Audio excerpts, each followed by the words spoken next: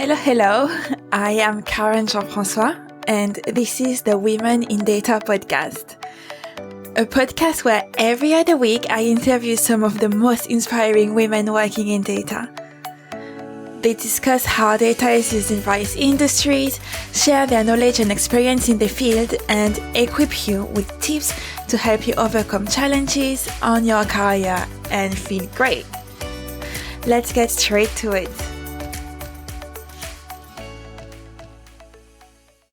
Hello, everyone. This is Cecilia, and today I'm here with Karen Jean-François, and we are chatting with Tamanna Haque. She is the lead data scientist for Jaguar Land Rover. So if anyone knows me a little bit, automotive is really not something I master, but I do appreciate it. I love a good car. I love driving a good car.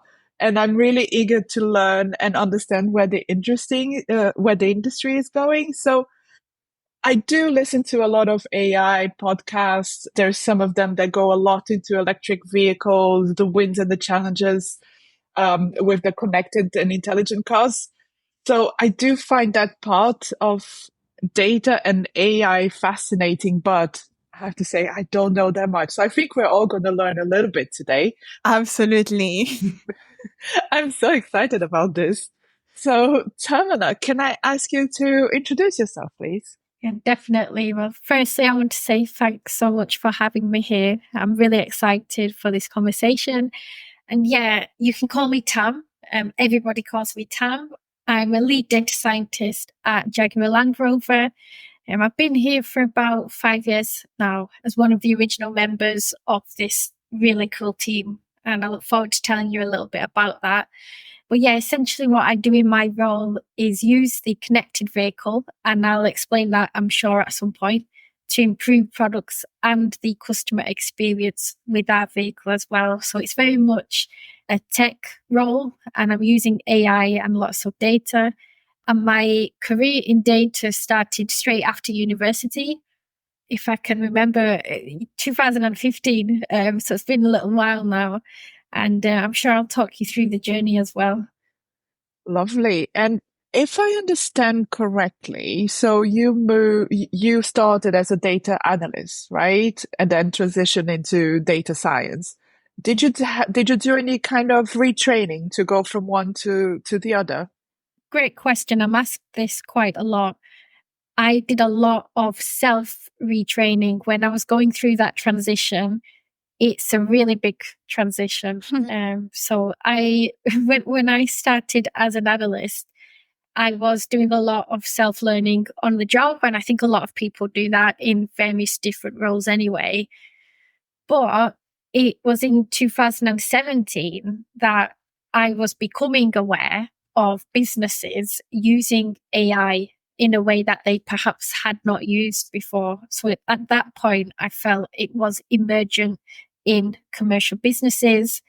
And that's when I set my sights on transitioning into data science. I just took so much of my personal time with Cecilia to make that transition a comfortable one. And it was almost an investment. I'm really glad that I was able to do that, come home, do a lot of studying, programming, but also being challenged to prove the value of AI. So it was not just a learning curve or exercise. It was almost what is the why, not just what is the what, but what's the value of this as well. So that was an important part in my whole career, I'd say. Yeah, I have to say that there are quite a few people who talk very often about transitioning not talk about doing the transition, but talking about wanting to do the transition from data analyst to data scientist. It's very interesting to see you actually doing it. I think something people who are new to the industry, why they get a bit confused, is that I have some people either transitioning or coming straight out of university telling me, oh, but I want to work as a scientist, but I will start as a data analyst thinking the next logical step to data analyst is data scientist. But I just wanted to make it clear. It is not a promotion. It is a different career path. Definitely. And I've come across this a lot myself as well, Karen. It's two different roles. There is a large part of data analysis in data science. Likewise, when you're doing an analytical piece, you may find yourself using a few data science techniques, but they're two different tracks. And there is a misconception that data science is better or more glamorous than data analytics. But I think they're just so different. And the progression and opportunities in both are amazing. So I just kind of agree with you there. Yeah, I think I hear this a lot too, and because I am thinking of where to go, what's the next step for me, and things like that. And I keep doing research, and every time it's, oh, obviously you're going to be a data scientist. I'm like, not necessarily where I want to go, but we'll find something else. But you talked a little bit about, one of the challenges you had was to prove the value of AI. But I'm wondering, when you did this transition from data analyst to data scientist, did you find any other challenges, and what were they? How did you overcome those?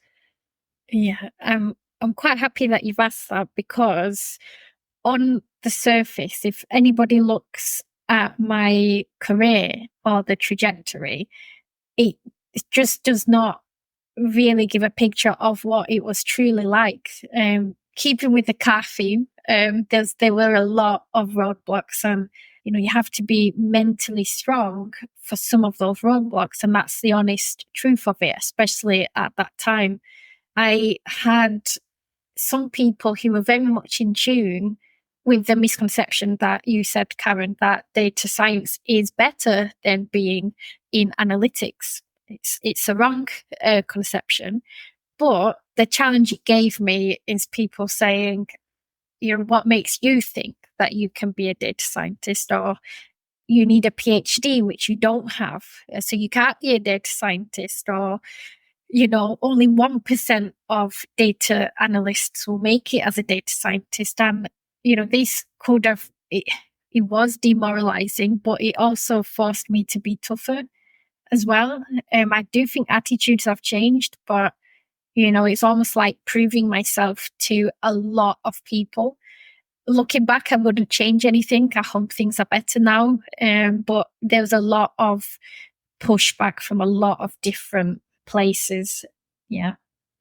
That is so interesting, because I think there's everyone I've spoken to have had a similar experience to yours, because when I started, I've transitioned from a different field into data. And when I started, I thought, oh, only people in STEM and that have done a very specific study can go into data. And then I did something completely different. I don't have a PhD. I haven't done STEM, and I'm still working in data. So there's always going to be people with those ideas of where people should be coming from, but it's not necessary to be in that path all the time.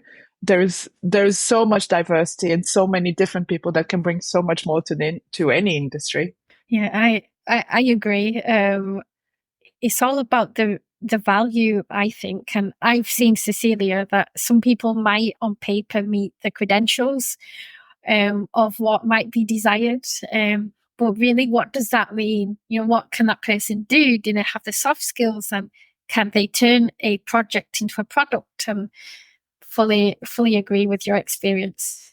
Yeah, I love the difference between on the paper and what the reality is. It's also the same for job descriptions, right? Sometimes you can see a job description being like, oh my God, this looks super amazing, interesting, perfect job. And then you have the conversation and you're thinking, maybe not. Yeah. So we talked a bit about transition, and I love what you said, Cecilia, around transitioning from a completely different field, completely different background into data. And that just makes me think we talk a lot about transitions from outside of the field, but we never actually talk about the transition inside. So from data analytics to data science. And I know there are also loads of data scientists that move into data engineering and all these kind of things. But Tamanna, you also did, and that's something that happens quite a lot, because data can be used in so many different places. But you transitioned from retail to the automotive industry. And this must have created such a different experience from you. I'm really keen to hear about that.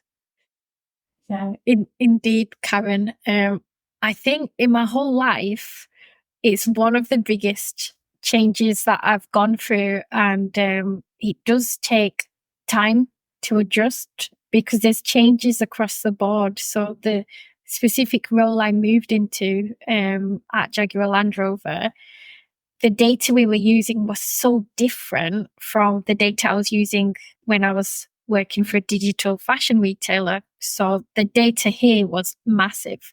I almost had to kind of take a step back and think, how do I query this data? How do I use the cloud? How do I ensure I'm not using too many resources or costs? And yeah, the data itself was probably the first thing from a technical perspective that was different. Obviously, the projects were of a very different nature as well. The culture was obviously quite different, and I think you could probably make that guess without even having working in that industry or going through that change. So in the fashion retailer business that I worked in, it was very much an established business. It'd been around for a long time, and the culture was very much. I was really happy there.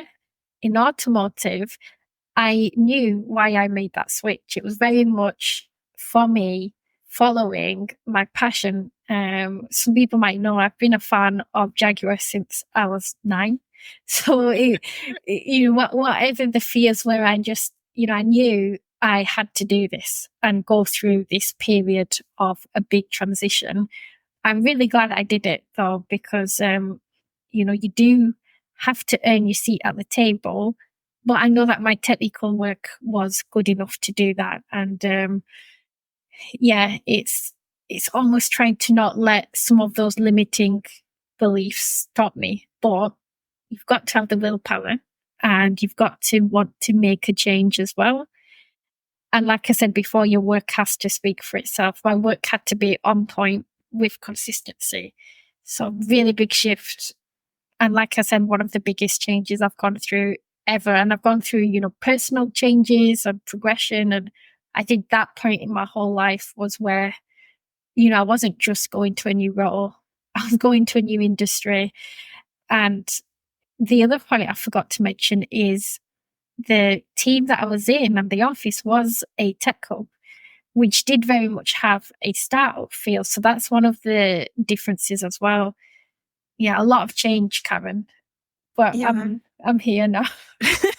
I have to say that definitely I can hear that, when you're talking about being in a well-established environment that had been there for a while and then you're moving to, I guess Jaguar it's a well-established one, but if you're joining into a tech hub where things are, people are working in a different way and then the data is different, the way you said it, something very interesting you said is that the data was bigger at Jaguar. And that really surprised me because I have this, I guess, I don't know, belief that retail is the one that has retail and banking in my mind. They're the ones with the most data you will find around. So I'm very surprised that you're saying they had more data.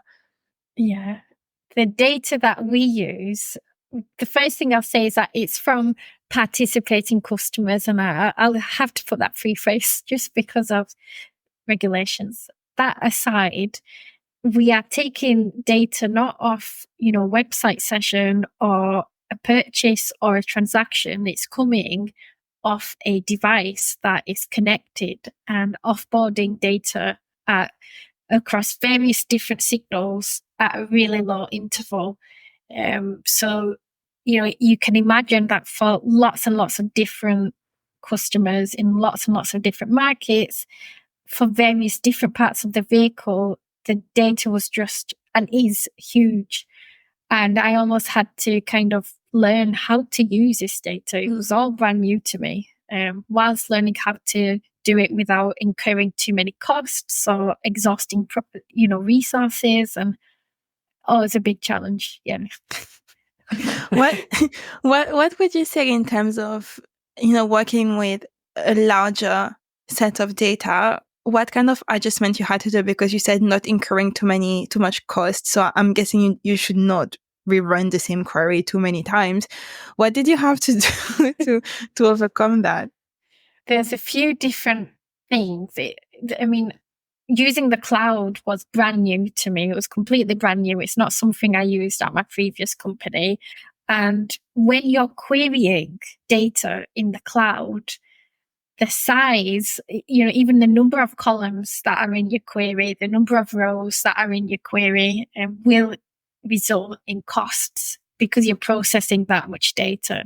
So I had to learn the principles of cost-aware data processing and querying.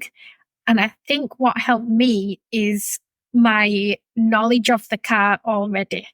Had I not understood the car, Jaguar Land Rover, specifically the Jaguar vehicles, I would have not had that advantage and not known, okay, this color means this. And I think that does help, having that layer of commercial acumen and awareness. And I really needed it. I feel you had the same learning curve as I did when I started my job, because I'm working with universities, right? And the amount of data we get from them is absolutely insane. But every university also has their own way of dealing with their data, of naming the data. Everything is different. And we also put everything in the cloud. So it's interesting and sometimes very challenging to get all of the data together. Yes, we can't run queries every day or pull the data every day. Otherwise, we'll have a budget problem. Correct. So I'm glad you understand, Cecilia. It's it's very different to almost traditional SQL, where I didn't really think about costs before. So Oh, I haven't experienced that yet, so I'm very much looking forward. I would love to see that. So, Tamanna, you were also talking about how you're using the data differently, but I'm wondering, how exactly is that data used in the automotive industry? I mean, what kind of problems are you guys looking at to be solved? I'm quite excited to talk about this because I love to talk about what we're doing. Some of it I'll keep high level, but I'm hoping it will still be interesting all the same. So with the data from the vehicle, which I also just call it connected vehicle or connected car data, there's so much opportunity there to make an impact. When I say impact, it can be on the product itself, so about the vehicle. It could be to improve that customer's experience with the vehicle.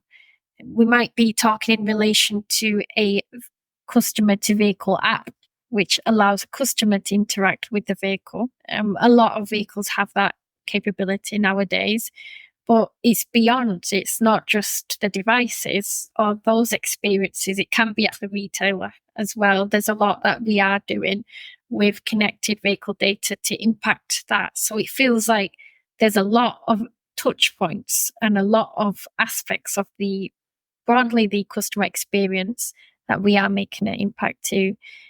And that data, without that data, it'd be really hard to do. So it's all thanks to the data. It underpins and gives us all these opportunities.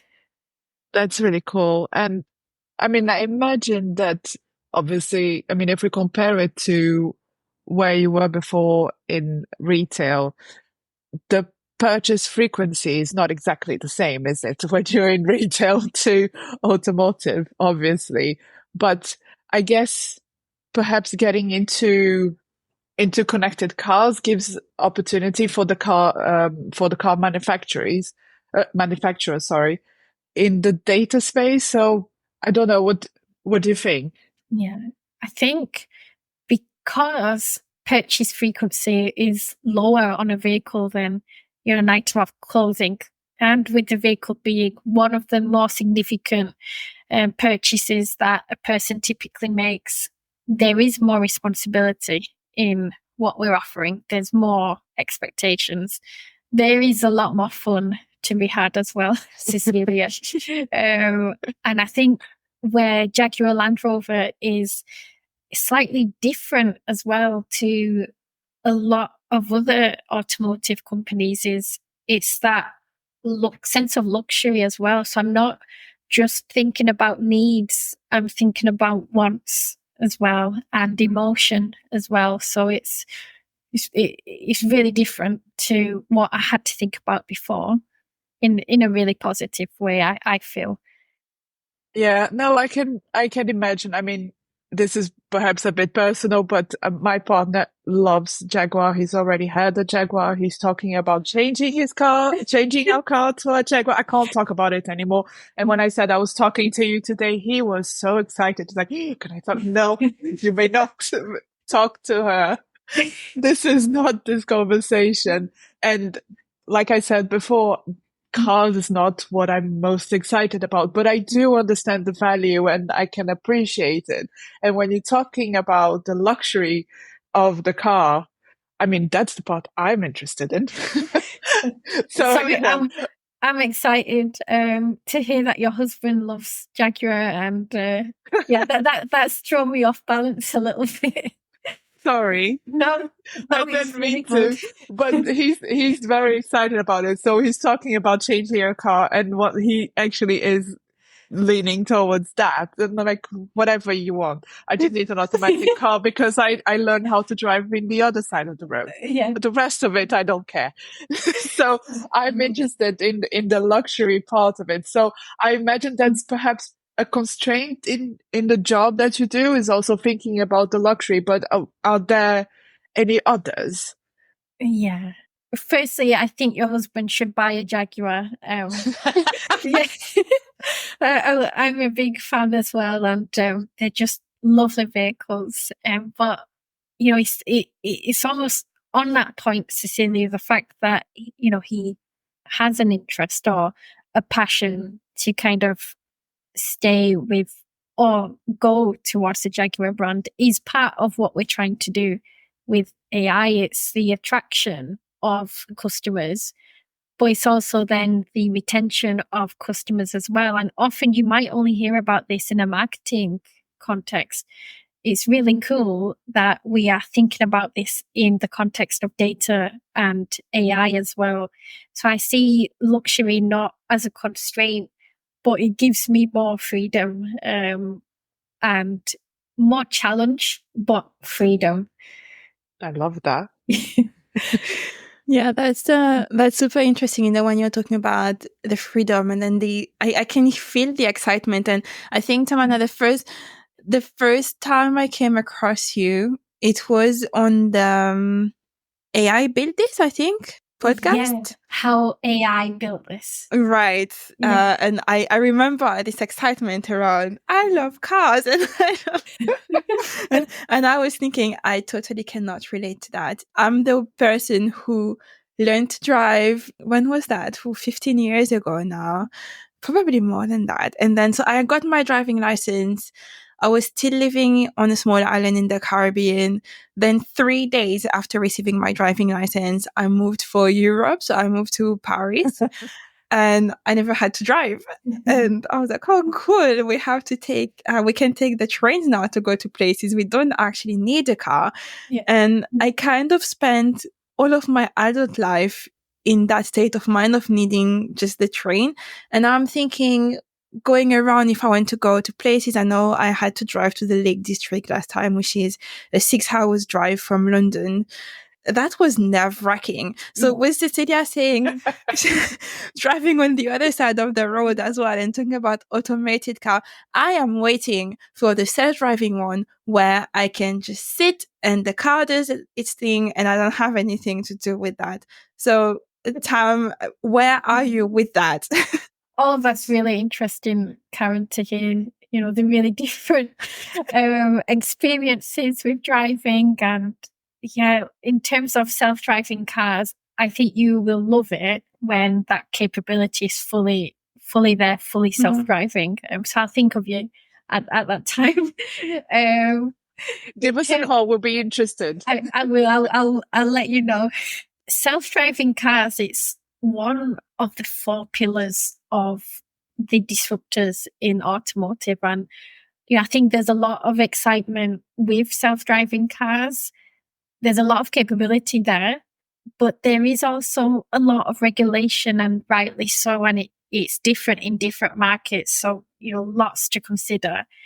Some of the other disruptors we've already spoken about, so connectivity, shared mobility, and electrification as well. And we can do things with AI that can make a difference today, which, we're not bound by such severe regulation. Obviously, we will always have our guidance on how to create AI products for customers, which we adhere to make sure we're working responsibly. But some of the themes that I would think about would be personalization across all the touch points that I mentioned earlier on the call. So not just a vehicle, but a full surrounding end-to-end experience. And we're doing a lot in that space right now. Besides that, there's also safety. So there's various ways you can look at safety. There's the safety critical features, but there's also safety aids as well. And that's kind of where more of my work tends to. It's on the added aid. And I have some personal motivation there in terms of why I'm so interested in that. But then it's just kind of, as well as improving needs or wants for the customer, it's doing it for the business as well. So whilst I love to do things for the customer, I equally love to make a difference internally as well. So helping them understand better efficiencies and automate in a better way some of their decision making. All of that we're doing as well with AI. So yeah, it's a really cool space to be in. I'm doing and seeing more AI opportunity here than I did before, if I'm being honest. And I'm really happy and fortunate to be here doing what I love for the cars that I've always loved. And yeah, I don't know if I answered your question, Karen. I went off the tangent. I mean, I'm just thinking I'm going to have to wait a bit longer because of regulations, but all the stuff you're talking about. So safety is something that's very important because this is the thing that stops me from taking the car because I'm very scared that something bad is going to happen. I guess the more you practice, the more comfortable you get with it. But I do not own a car, so I do not get to practice that much.